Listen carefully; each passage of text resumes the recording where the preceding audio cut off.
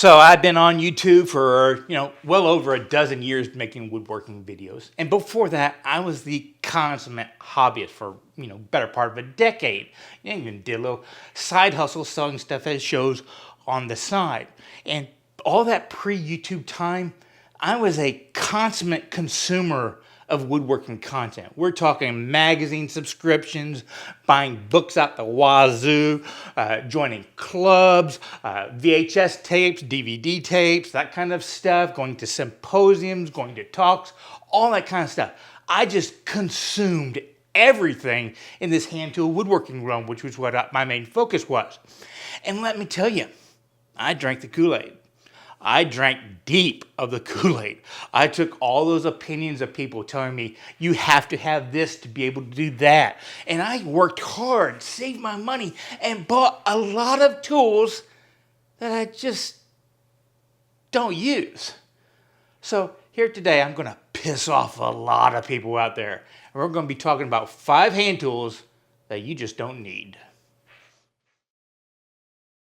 First up, let's talk about a tool that you've seen in every single woodworking video where I've been working at this workbench in all the time I've been out there. Because I built this little display a long time ago. We're talking about shoulder planes. Now this is probably dating me, but a shoulder plane, when I started woodworking in the 90s and early aughts, all the magazines, when they talked about a basic tool set, this was part of them. And every few years, they would have a shootout. And this one, when it first came out, I went ahead and snagged it. It's the medium Veritas one, which has a little brass thing, 3/4 of an inch. And what these tools are is machined perfectly 90 degrees. Most of the time, the mouth will move backwards and forwards, so you can take a thin shaving. And the blades are set to ride parallel. Well, a lot of people don't realize this is the blades are actually a little bit wider than the bodies. So you have to decide whether you're going to be doing it this way or this way whenever you are setting them up. Otherwise, it could be propped up a tad bit. Now, we are only talking on this particular blade. I just measured it, and it was only a 32nd of an inch. Not that big a deal. You can barely feel it. Like this side is flush, and this side will catch my fingernail right there. But its sole purpose is to be using on the shoulder of a plane. This is its one trick. Now the thing is, when people start talking about this tool, they would say, oh no, you can also use it for flattening dadoes and stuff like that. Well, I'm telling you, there are better tools for that. There are tools designed specifically for flattening stuff. For instance, a router plane that actually references the side surface. And then they would say, well, if you ever need to thin down a tin and stuff like that, go for it. You can just use this tool. Well, guess what? This tool is fairly thin and you got to flatten all the way across, whereas this tool right here could reference a piece on this side and this side and make sure it's dead perfectly. So really, the only thing this thing is really designed to do is a shoulder. That right there. Either taking it down. Now, you have to do it specifically. You need to take a little few cuts on this side, but remember I was talking about it flipping it over. Otherwise, take a few cut there and then flip it over so you can avoid the blowout on the side. That's it. Take a thin shavings to bring it back to the line. Now here's the thing. How often do you need to do that? If when you are laying out your shoulder for your tenons, if you use a knife, guess what? You've established a line. You shouldn't need to come back in and shave it back down. Plus the fact that when you start using these a lot, they don't actually make this corner right here dead perfectly. Now some people would advocate doing tricks, like you can come over here, use your knife line, come back in and set in the knife line, and you can actually make a thin tendon on shoulder on the side. Just come at an angle. There you go. Then you come back a little bit more, a little bit more, a little bit more, a little bit more. I'm telling you, it's just a lot easier to saw down and then chisel back, a lot faster too, and you have more control, and it just tears it up. The one trick pony that this thing does is something you never really need to do. And since I just mentioned the router plane, how about we talk about the other tool that's been sitting on my wall forever that you've seen in all my videos that you don't need. And what's worse, not only do I have one of them, not only do I have two of them, I have three of them.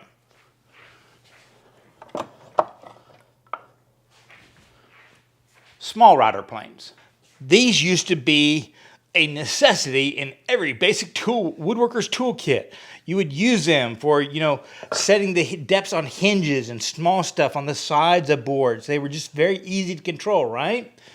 No, there's not much surface area. This is probably the best of them out there. This one, while it's nice and stuff like that, it does have a mechanical adjuster, and that's one of the key things that I hate about the small ones, because you adjust them by tap, tap, tap, and that kind of stuff. Now, normally you could just like set a hinge underneath it and press down so it bottoms out on whatever table, assuming the hinge's round portion of the hinge isn't that great to set them if that's all you're doing it to it. But why have something that you're only going to use on small stuff like that when your regular router can do just as good? I've gotten to the point where I leave the small blade, which is the size you see in most of these small ones out there, just because I prefer using it. It takes less effort and I seem to have more control with it. So don't buy these, buy this, because they aren't that much more money. So while we are touring what's becoming my wall of shame, how about we talk about the third tool you don't need? A complete set of chisels. I bought a complete set of imperial chisels from, 1/4 inch all the way up to, I believe it's 2 inches. And of all of them, you can look at the tops and see which ones are mushroomed. This one, my 1/2 incher, and one of the large ones. You do not need an entire set. In fact, this was the premium set I had. I had another set of full chisels of the blue chips, the original marbles. And once again, I didn't realize how little I used all the other ones because they had plastic handles. But then when I went back and looked at it, only the 1/2 incher had been sharpened that much. Look at how much I used this one compared to all these other ones. It's quite a bit smaller because I sharpened it so much. Really, you only need 3, maybe 4 chisels at the max. I would definitely get a 1/2 incher or 3/8. And that's what I did when I stepped up to the premium one. My first one was a 1/2 inch. My second one was a large wide chisel. And that just helps out in a few instances in making long straight lines in a lot of the joinery.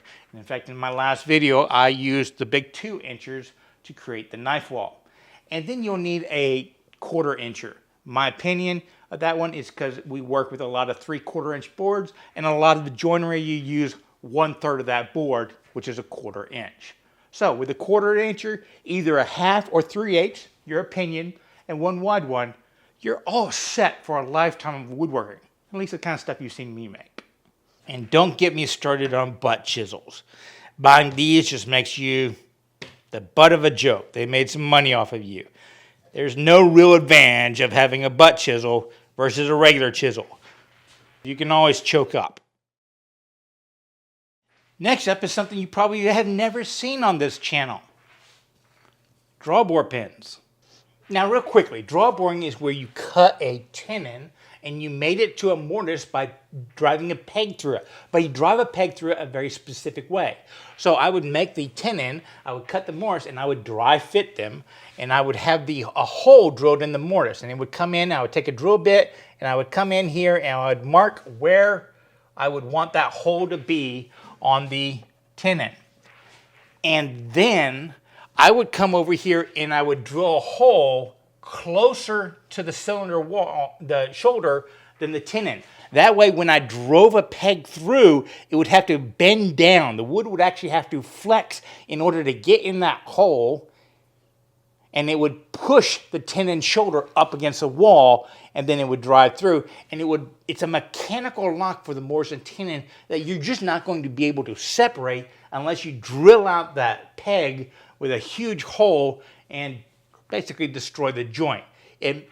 It's how people joined mortise and tenon cabinetry with no glue.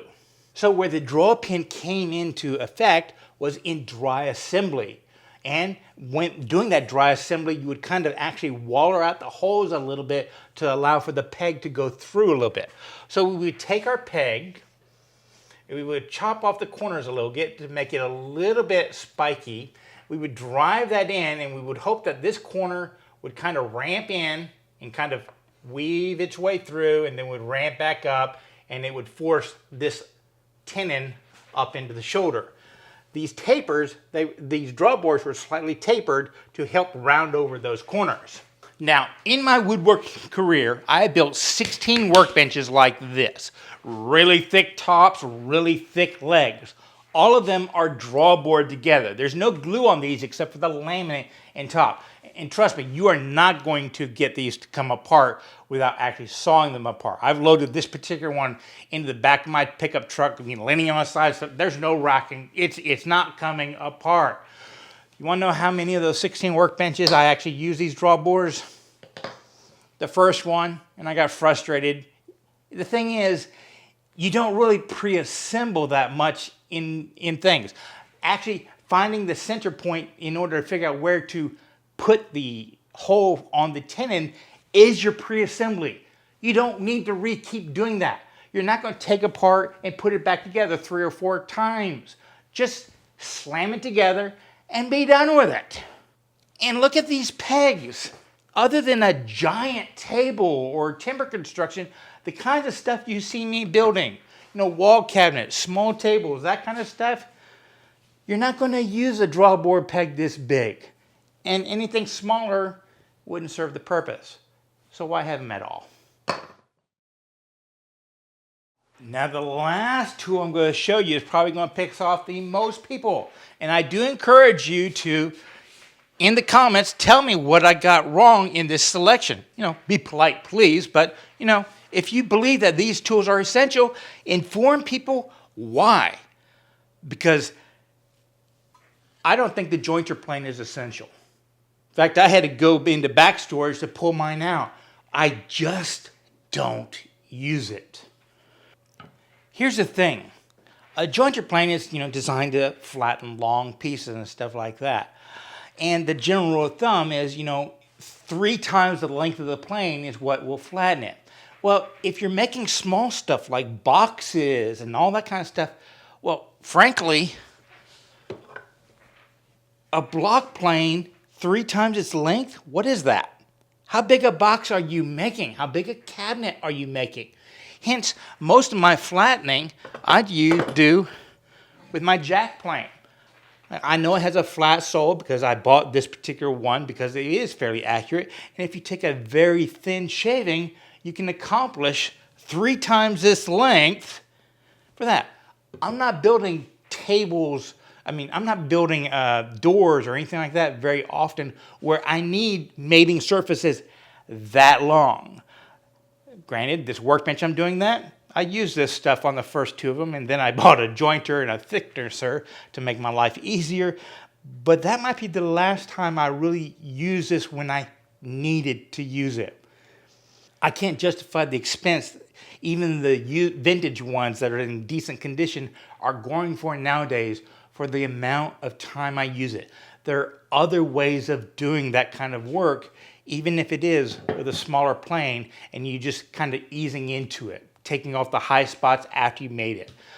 Shoot, you can use sandpaper to joint 2 boards together. You slap them together and you just drag that sandpaper on both sides back and forth. And it doesn't get them straight, it gets them matched. And that's the difference that's what you need for a tight joint.